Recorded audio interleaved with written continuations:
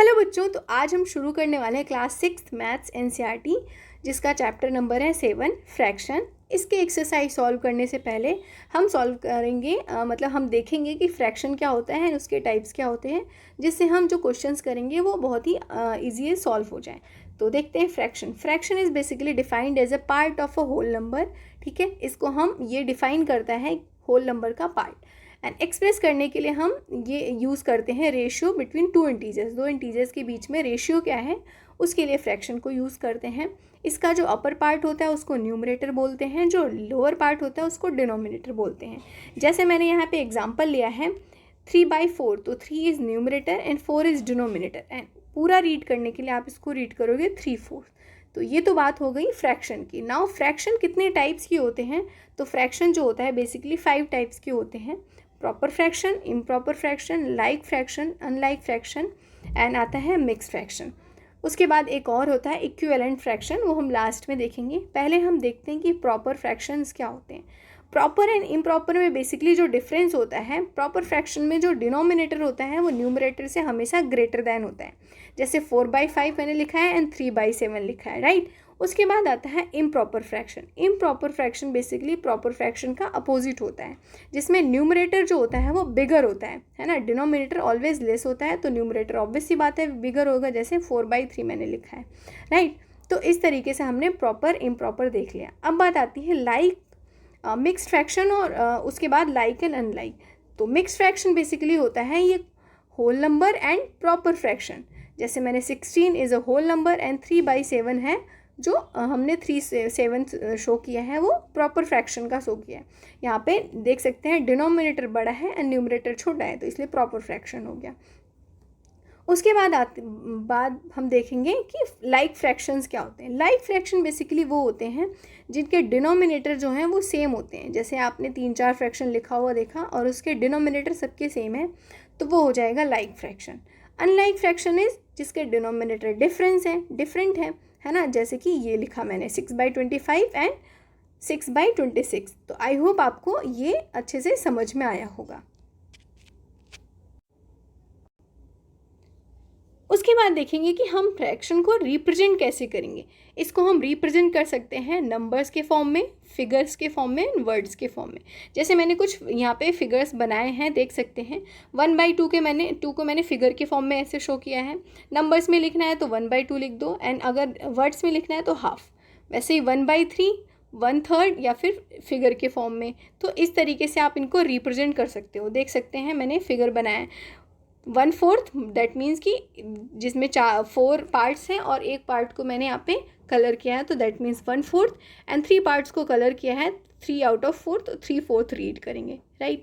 तो अब बात आती है इनका कन्वर्जन कैसे होता है। लाइक अगर आपको प्रॉपर फ्रैक्शन या फिर इम्प्रॉपर फ्रैक्शन गिवन है और उसको मिक्स्ड फ्रैक्शन में कन्वर्ट करना है, ठीक है। इम्प्रॉपर फ्रैक्शन से मिक्स फ्रैक्शन में कैसे कन्वर्ट करते हैं, तो first of all improper fraction में देखना है तो न्यूमरेटर तो बिगर ही होता है, तो आपको सिंपल डिवाइड करना है एंड जो क्वोशिएंट आएगा उसको हमें बीच में, यहाँ पे बीच में लिख देना है, एंड जो रिमाइंडर आएगा उसको ऊपर लिख देना है, एंड जो डिवाइजर होता है वो तो नीचे होता ही है। तो इस तरीके से हम इसका कन्वर्जन कर सकते हैं। वैसे ही मिक्स्ड फ्रैक्शन से आपको इम्प्रॉपर में कैसे जाना है, तो सिंपली मल्टीप्लाई कर देना है। जैसे 3 इज डिनोमिनेटर, तो 3×7 = 21 + 2 करोगे तो क्या हो जाएगा 23 अपॉन में ये 3 हो जाएगा। तो इस तरीके से हम मिक्स्ड से इम्प्रॉपर में जा सकते हैं, इस तरीके से हम इम्प्रॉपर से मिक्स्ड में जा सकते हैं। उसके बाद देखेंगे इक्विवेलेंट फ्रैक्शन।